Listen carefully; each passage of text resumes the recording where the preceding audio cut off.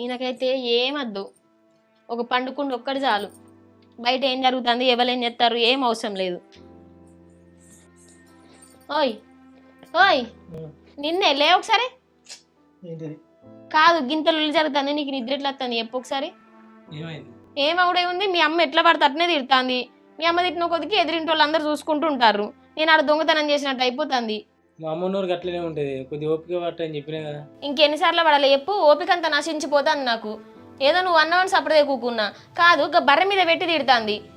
నేను ఏం చేసినప్పటికీ ఆమె ఏ పని చెప్పినా కానీ చేసుకుంటూ ఉంటాను, ఆమె చెప్పకుండా చేసుకుంటూ ఉంటాను. ఏదో కొద్దిగా లేట్ అయ్యి లేసినందుకు ఎట్లా పడితే అట్లా తిట్టబట్టే. నేను ఒకరోజు అడుగుతుంది గట్టిగానే, ఇప్పుడు ఎందుకు చెప్పు. మత్త అడిగేటట్టున్నావు. నాకు ఆడ తప్పలే నీ తొలిలోళ్ళు, ఈడ తప్పలేవు మీ అమ్మ తొలిలోళ్ళు. ఇక నాకు ఏడుంటది ఇక. ఇప్పుడు ఏమైతే తీరా, మరి డాడీ అయితే మాట్లాడతాను కదా. మీ బాబు మాట్లాడుతాడని మీ బాబు కూడా తిడుతుంది. మరి ఏం చేయాలి ఇప్పుడు?